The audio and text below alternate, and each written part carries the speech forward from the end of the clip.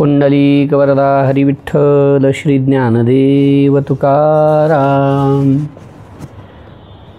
रामकृष्ण हरी विठ्ठल केशवा, रामकृष्ण हरी विठ्ठल केशवा, रामकृष्ण हरी विठ्ठल केशवा, रामकृष्ण हरी विठ्ठल केशवा, रामकृष्ण हरी विठ्ठल केशवा, रामकृष्ण हरी विठ्ठल केशवा, रामकृष्ण हरी विठ्ठल केशवा, रामकृष्ण हरी विठ्ठल केशवा, रामकृष्ण हरी विठ्ठल केशवा, रामकृष्ण हरी विठ्ठल केशवा, रामकृष्ण हरी विठ्ठल केशवा, रामकृष्ण हरी विठ्ठल केशवा, रामकृष्ण हरी विठ्ठल केश, रामकृष्ण हरी विठ्ठल केश, रामकृष्ण हरी विठ्ठल केशवा, रामकृष्ण हरी विठ्ठल, रामकृष्ण हरी विठ्ठल केशवा, रामकृष्ण हरी विठ्ठल। पुंडलिक वरदा हरी विठ्ठल श्री ज्ञानदेव तुकाराम।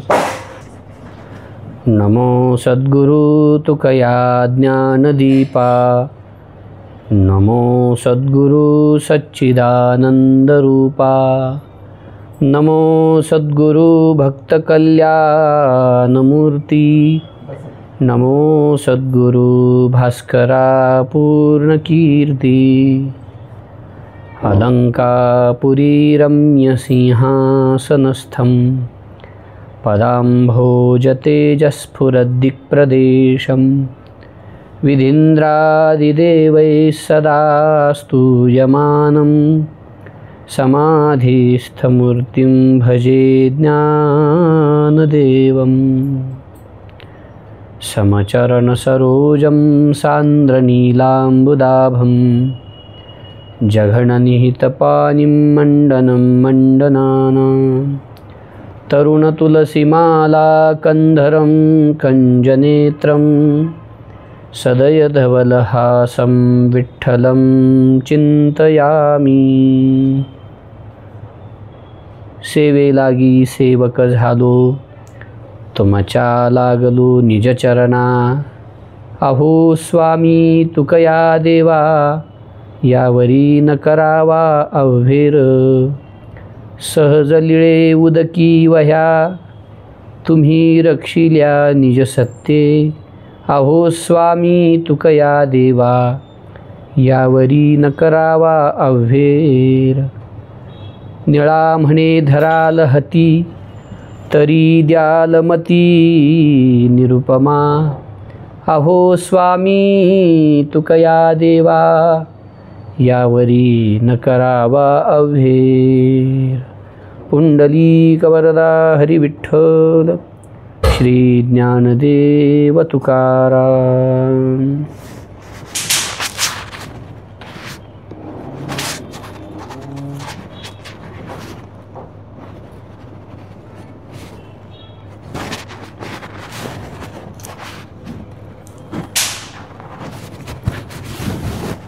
समचरण दृष्टी विटेवरी साजिरी,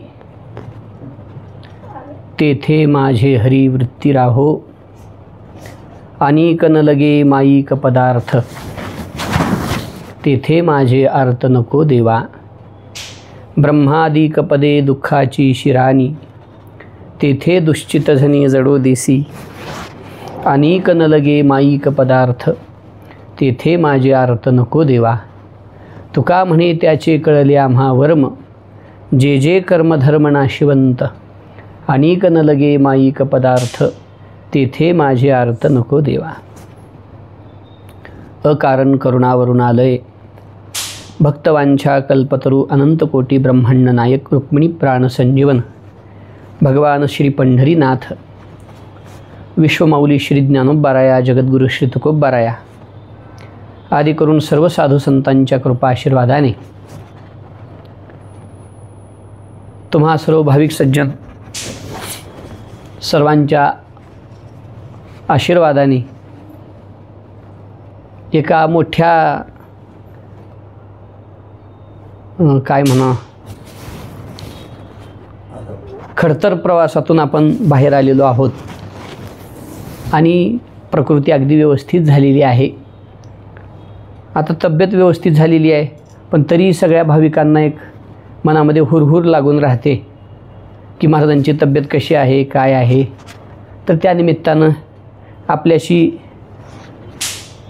रोज संपर्क फोनवर तर साधणं शक्य नाही, पण अशा अभंग चिंतनाच्या निमित्तानं रोज संपर्क साधता यावा या दृष्टीनं आजपासून म्हणजेच 14 ऑक्टोबरपासून रोज आपण थोडंसं एक 15-20 मिनटं, 10-15 मिनटं, जशी तुकोबराय, ज्ञानोबराय, पंढरीनाथ बाबा कृपा करतील तशा पद्धतीनं थोडी थोडी तुकोबरायांच्या अभंगावर चिंतन सेवा करावी असा सर्व भाविकांचा एक संकल्प होता, सगळ्यांचं म्हणणं होतं. आणि मग त्याला अनुसरून आजपासून आपण ही प्रवचनमाला सुरू करत आहोत. प्रवचनमालाही म्हणता येणार नाही, एका दृष्टीनं ही तुकोबरायांची सेवा आणि त्या निमित्तानं आपल्या सगळ्यांपर्यंत या प्रवचनाच्या निमित्तानं पोहोचता यावं या दृष्टीनं आपण सर्वजण जशी सद्गुरुनाथ कृपा करतील तशी सेवा करणार आहोत. मग आज पहिला दिवस आहे, चिंतनाचा पहिला दिवस आहे. ऑपरेशन झाल्यापासूनही बोलण्याचा पहिला दिवस आहे, म्हणजे अशा पद्धतीनं.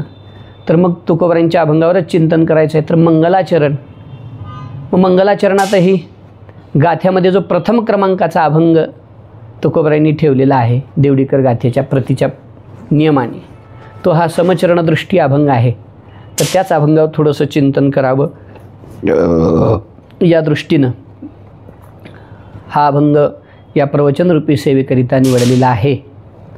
खरं तर तुकोबरायाच्या अभंगावर आपण काहीतरी चिंतन करावं हा नक्कीच माझा अधिकार नाही, पण आता त्यांच्याच कृपेनं किंवा अगा कामधेनू ऐसी माये, ज्ञानोबराय वर्णन करतात, जया साधका होय तेथ चंद्रुही लाहे खेळावयासे. कामधेनूसारखी माय जर एखाद्याला प्राप्त झाली तर त्या लेकराला खेळायला त्यानं चंद्र जरी मागितला तर ती कामधेनू गाय त्या लेकरासाठी चंद्रसुद्धा खेळायला आणून उपलब्ध करून देऊ शकते. या दृष्टीनं आपण तुकोबरायांची लेकरं आहोत.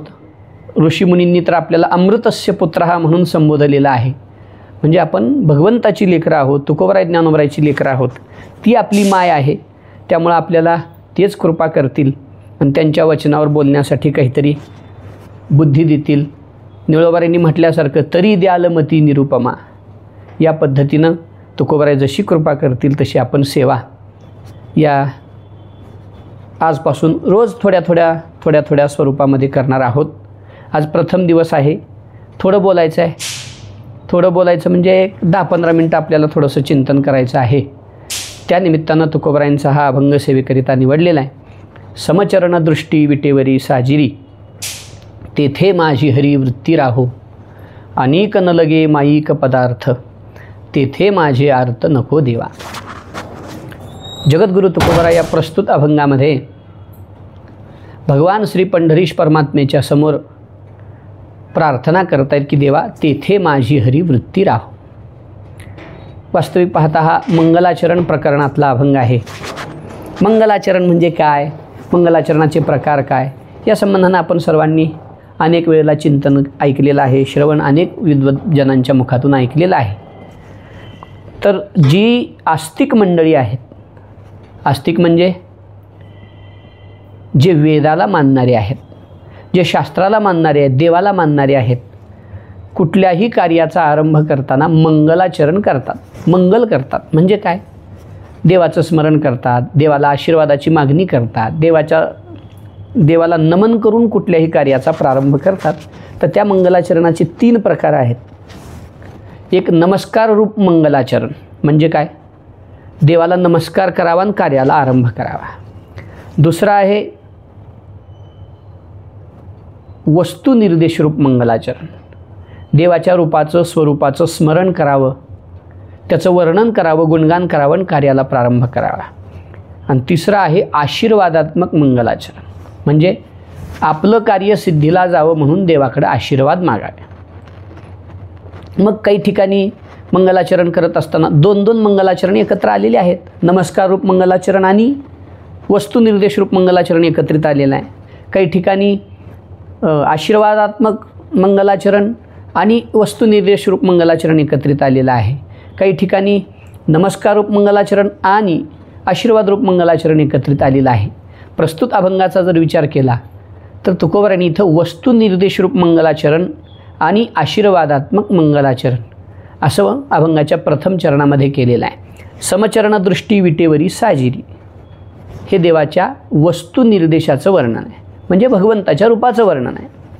आणि तेथे माझी हरिवृत्ती राहो, इथं आशीर्वाद तुकोबाराय देवाकडं मागतायत की देवा अशी कृपा करा आणि आपल्या स्वरूपाच्या ठिकाणी आपल्या चरणाच्या ठिकाणी माझी वृत्ती स्थिर राहावी असा आशीर्वाद द्या. अशा प्रकारचं हे मंगलाचरण आहे. आता वस्तुनिर्देशरूप मंगलाचरण अनेक ठिकाणी साधलेलं संतांनी आपल्याला पाहायला मिळतं. म्हणजे कसं, वस्तुनिर्देशरूप मंगलाचरण आणि नमस्कार रूप मंगलाचरण ज्ञानेश्वरीमध्ये ज्ञानोबराय प्रारंभामध्ये हे दोन मंगलाचरण एकत्रित आणतात. ओम नमोजी हे नमस्कार रूप मंगलाचरण.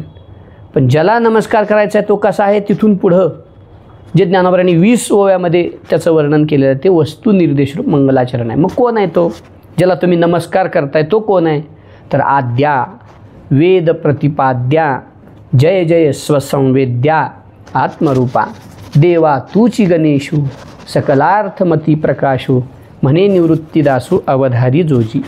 मग ते शब्द ब्रह्माशेष तेची मूर्ती सुवेश तेथ वर्ण वपू निर्दोष मिरवित असे. अशा पद्धतीनं पुढं जे गणपतीचं जे वाङ्मय मूर्ती ज्ञानोबरायांनी वर्णन केलेली आहे, सगळे आपल्या भारतीय संस्कृतीतले दर्शनकार गणपतीच्या कुठल्या कुठल्या स्थानामध्ये स्थानापन्न आहेत त्याचं वर्णन जे ज्ञानोबरायांनी केलेलं आहे ते सगळं वस्तुनिर्देशरूप मंगलाचरण आहे. पण ओम नमोजी इथून सुरुवात केली हे नमस्कार रूप मंगलाचरण. वस्तुनिर्देशरूप मंगलाचरण म्हणजे सुंदरते ध्यान उभे विटेवरी करकटावरी ठेवणे देवाच्या स्वरूपाचं वर्णन आहे. दुसरं आहे नमस्कार रूप मंगलाचरण. नमस्कार रूप मंगलाचरण म्हणजे नमस्कार करावा आणि कार्याला प्रारंभ करावा. बहुतांश कीर्तनकार पांडुरंगा करू प्रथम नमन दुसरे चरणा संतांची असं म्हणून कीर्तनाला प्रारंभ करतो आपण. याचा काय अर्थ आहे, तर हे नमस्कार रूप मंगलाचरण आहे. कीर्तनाचा प्रारंभ करताना आपण भगवंताच्या रूपाचा अभंग घेऊन करतो, संप्रदाय कोणताही असू द्या फड, तर ते वस्तू म्हणजे भगवंताच्या वस्तुनिर्देश रूपाचं मंगलाचरण करून आपण पुढं चालतो.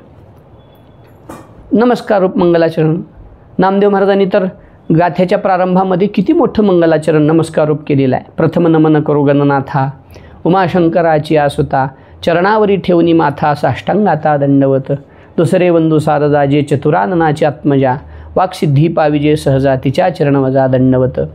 हे जे सगळं नामदेवरायांनी केलेलं वर्णन आहे हे नमस्कार रूप मंगलाचरण आहे. आशीर्वाद रूप मंगलाचरण म्हणजे कसं, तर आशीर्वाद रूप मंगलाचरण म्हणजे आपण गणपती बाप्पाचं स्तवन करतो बघा. कुठल्याही कार्याचा प्रारंभ करताना वक्रतुंड महाकाय सूर्यकोटी समप्रभ हे वस्तुनिर्देश रूप मंगलाचरण. सूर्यकोटी समप्रभ निर्विघ्नं कुरु मे देव सर्व कार्येषु सर्वदा हे आशीर्वादात्मक मंगलाचरण. देवाकडे आशीर्वाद मागावा. आणि हे मंगलाचरणाची जी ही आपली परंपरा आहे ही इतकी आपल्या अंतःकरणामध्ये रुजलेली आहे.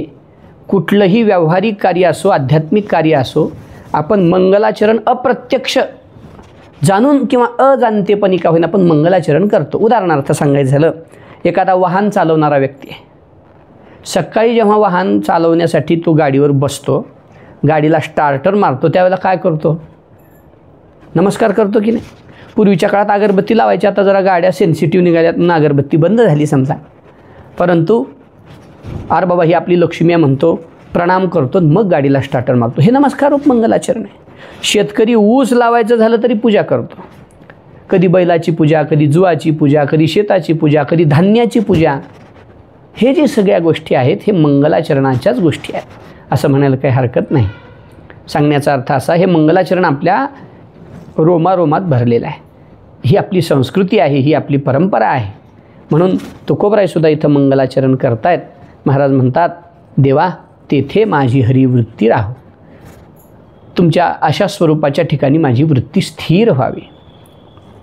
एक प्रश्न असा निर्माण होतो इथं, महाराजांनी देवाला माझं वृत्ती म्हणजे आपण सरळ अर्थ करू मन, माझं मन आपल्या चरणी स्थिर राहावं अशी कृपा करा अशी प्रार्थना केलेली आहे.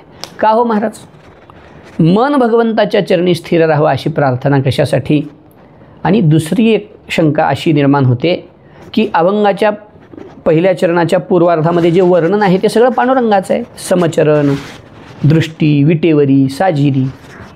पण संबोधन देताना मात्र तुकोबरायांनी तेथे माझी हरिवृत्ती राहो, हरी हे संबोधन दिलेलं आहे. मग प्रश्न असा पडतो, महाराज वर्णन पांडुरंगाचं करताना नाव हरी का बरं देता? तेथे माझी विठो दृष्टी राहो वृत्ती राहो म्हटलं असतं तर काय बिघडलं असतं? अशा काही 1-2 शंकांचं आपण आज चिंतन करणार आहोत. बाकी मग सगळा विषय पुढं पाहणार आहोत आपण. पण वास्तविक पाहता महाराज म्हणतायत की तेथे माझी हरिवृत्ती राहो. हरीच संबोधन तुकोबरायांनी का दिलं आणि वृत्ती भगवंताच्या चरणी, मन भगवंताच्या चरणी राहावं अशी प्रार्थना का केली? या संबंधानं जर थोडासा विचार करायचा झाला तर परमार्थिक पथावर चालत असताना सगळ्यात महत्त्वाचा घटक आहे तो म्हणजे मन. तुकोबराय म्हणतात की मन करारे प्रसन्न, सकळ सिद्धीचे साधन, मोक्ष अथवा बंधन, सुख समाधान इच्छा ते. मनच एकमेव कारण आहे की आपली सद्गती किंवा अधोगतीला.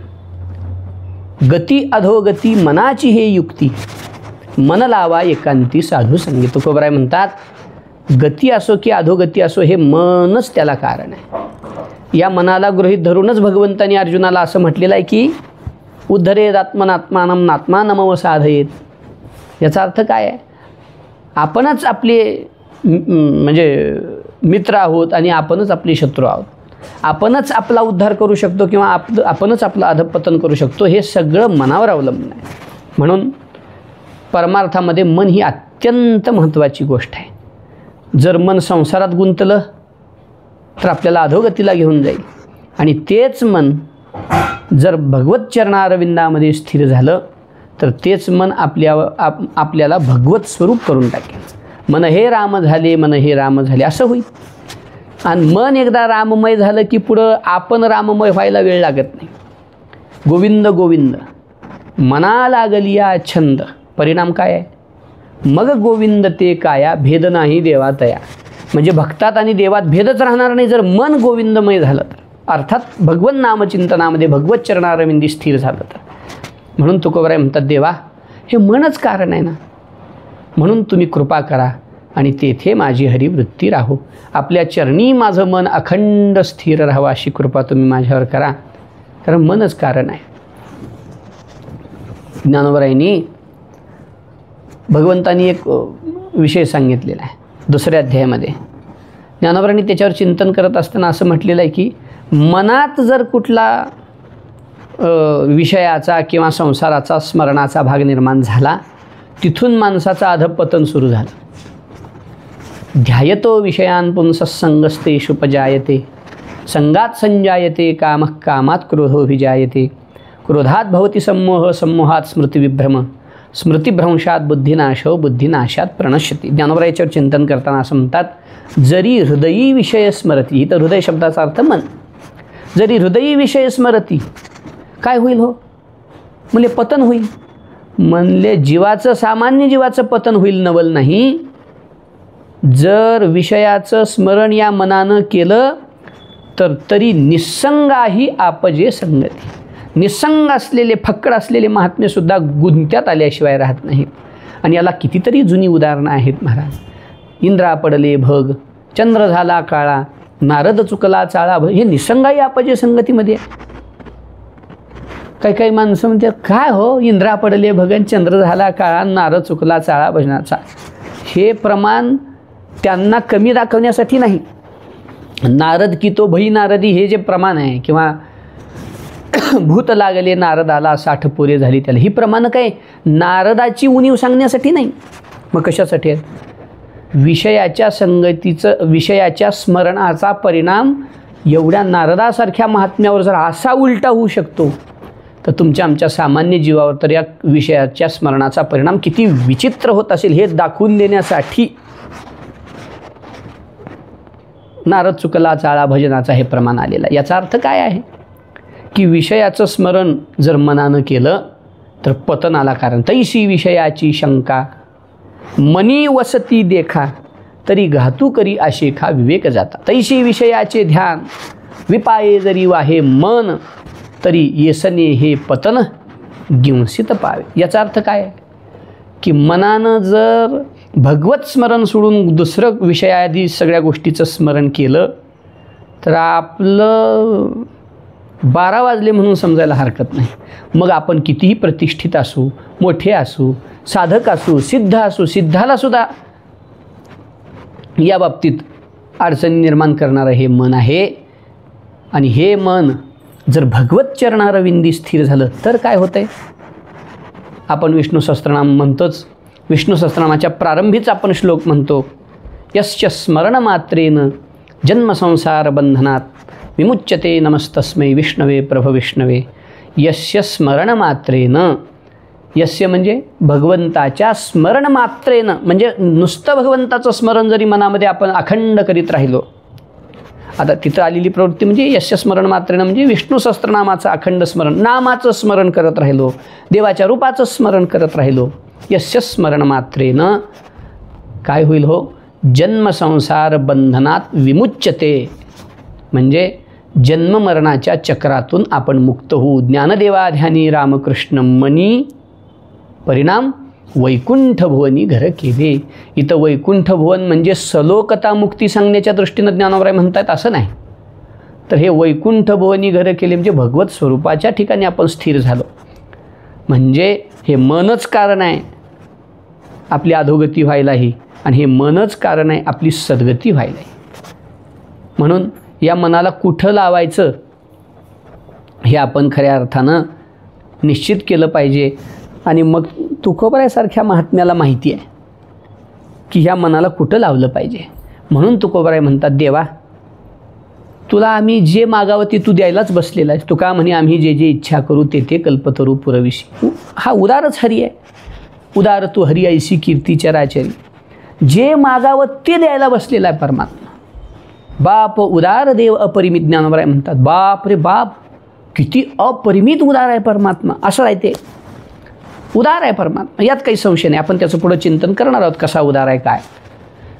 हा उदार आहे, देण्यासाठीच बसलेला आहे. ह्याला जे देव म्हणतात की नाही देव, तर देव म्हणण्यामागचे जे अनेक कारण आहेत त्यापैकी एक कारण असंही आहे की हा नेहमी देतच राहतो म्हणून हा देव आहे, देत राहणार आहे. तो आम्ही जे मागावं ते देशील. मी आज ऐस जैशी आशा केला तुमचा भरवसा, तो पुरवोनी बहु असा आणिलो सुखा. पुरविली आळी जे जे केली ते ते काळी. तो किती प्रमाणात देता येते. हा परमात्मा भक्ताच्या मुखातून इच्छा बाहेर पडायचीच वाट पाहतोय की ते सगळं उभा करतोय. त्याच्या मनात यावं भक्ताच्या, आणि भगवंतानी ते पूर्ण करावं ही भगवंताची हीच आहे. पण तुकोबराय म्हणतात, देवा आम्हाला बाकी काही नको. तुम्ही सगळं द्यायला बसलात, तुमचंसुद्धा पद द्यायला बसलात, पण आम्हाला तेही नको. न नाकपृष्ठम न च पारमेष्ठ्यम न सार्वभौमम न रसाधिपत्यम न योगसिद्धीर पुनर्भवम वा समंजसत्वा विरहयकांक्षे. आम्हाला तुमचा अनुराग पाहिजे.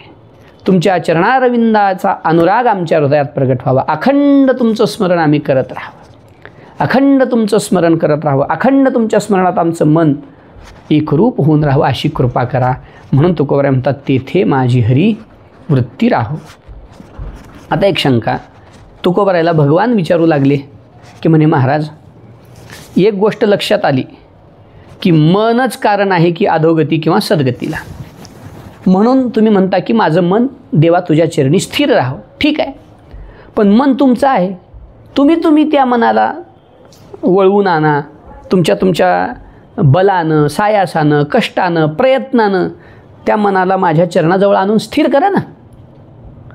तुकोबराय म्हणले, देवा आमचं मन तुझ्या चरणी स्थिर राहावं ह्यासाठी आम्ही प्रयत्न काहीच केला नाही असं वाटतं का तुम्हाला? पण तसं नाही. या मनाला किती प्रयत्न करतोय तुमच्या चरणाजवळ ठेवायचा, पण हे मन आहे की ऐकतच नाही.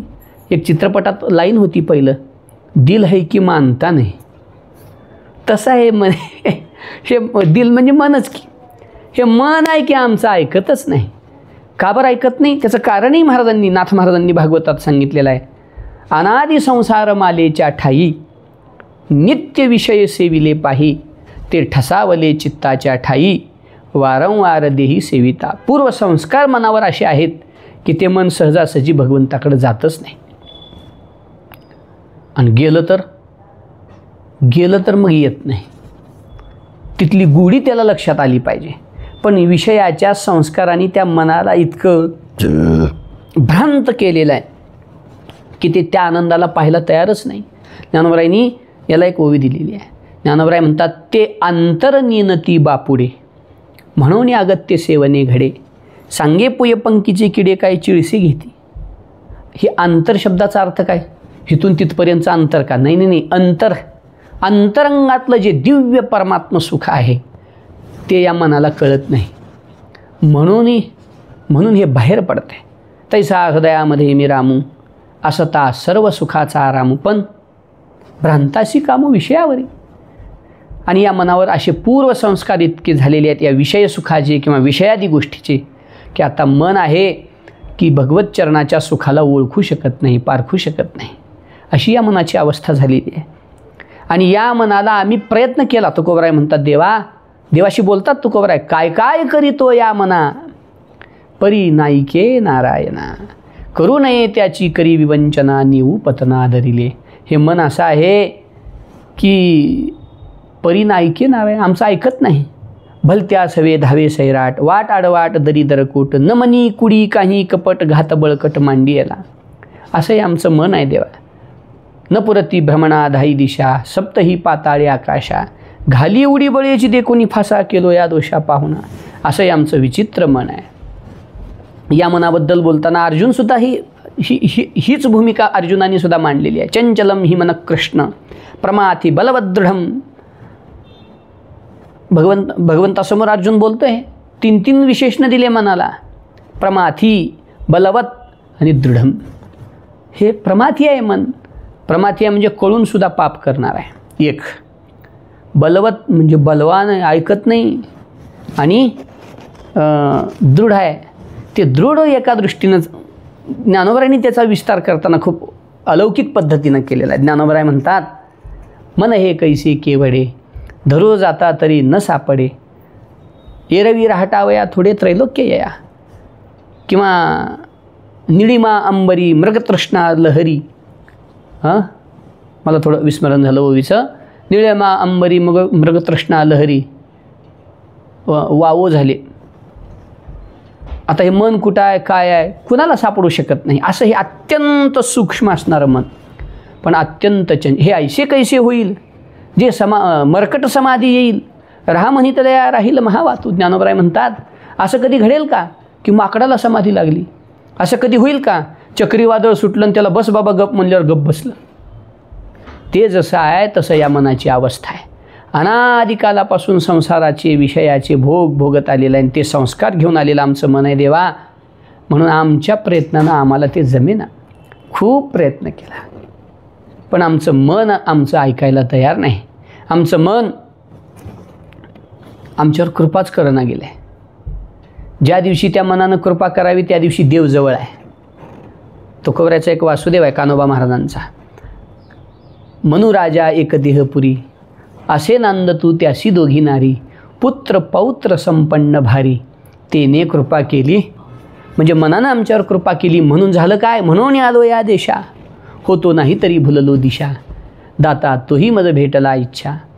याचा अर्थ असा आहे की मनानं कृपा केली की तया परमात्मा परवता दुरी नाही. तस्याहम सुलभ पार्थ, अनन्यचेता सततम यो माम स्मरती नित्यशः. 8व्या अध्यायामध्ये भगवान म्हणतात की अनन्यचेता सततम यो माम स्मरती नित्य. अनन्यचेता चित्ताने, असं आहे ना, चित्ताने म्हणजे मनाने जे माझं अखंड नित्य स्मरण करतात, तस्याहम सुलभ पार्थ, त्यांच्यासाठी मी सुलभ आहे. पण तुकोबराय म्हणतात, देवा आमचं मन अखंड तुझं स्मरण करावं म्हणून बसतो, पण ऐकत नाही. तुझ्या स्मरणात रमून जात नाही, स्मरणाचा आनंद घेत नाही, विषयाचा वारा वाढवत राहतं. आम्ही प्रयत्न केला, आमच्या प्रयत्नाला यश आलं नाही. आणि आम्हाला एक गोष्ट कळाली आता की तुझ्या केल्याविन स्थिर वश्य नो हे मन. तू केल्याशिवाय आमचं मन काही स्थिर होणार नाही. आम्ही किती बी धडपडलो आणि किती बी बेजारीत पडलो तर मन आमच्यापेक्षा बलवान आहे. कारण मन हे तुझं तुझी विभूती आहे. 10व्या अध्यायामध्ये भगवंतांनी सकळ इंद्रियामध्ये मन ही माझी विभूती असं सांगितलेलं आहे. त्यामुळे ते तू केल्याशिवाय काही ते तुझ्या चरणाजवळ स्थिर होणार नाही. म्हणून तुम्ही कृपा करा देवा.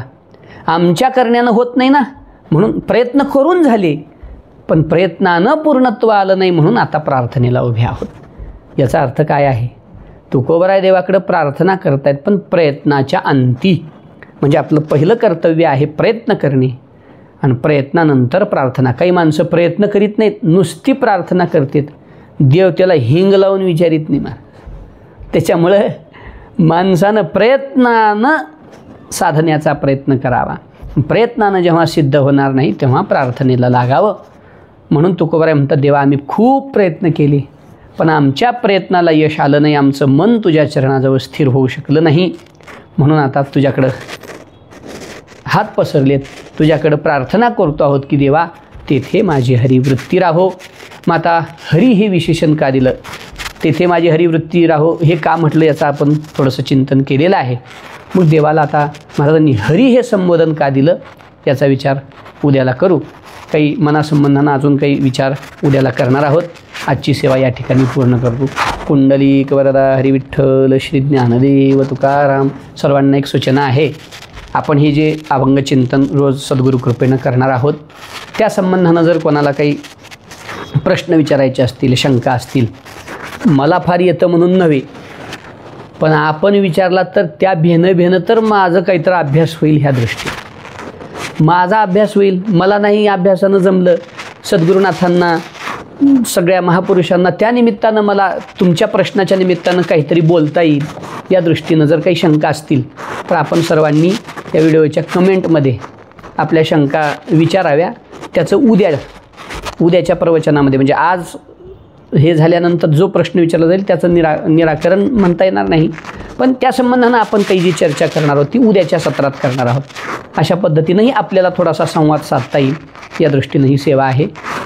भगवत कृपेनं आता हे सुरू केलेलं आहे. बघू आता सद्गुरुनाथ जशी कृपा करतील, जशी बुद्धी देतील तशी सेवा करू. आजची सेवा या ठिकाणी पूर्ण करू. पुंडलिक वरदा हरिविठ्ठल श्री ज्ञानदेव तुकाराम. विठ्ठल विठ्ठल विठ्ठल विठ्ठल विठ्ठल विठ्ठल. पुंडलिक वरदा हरिविठ्ठल श्री ज्ञानदेव.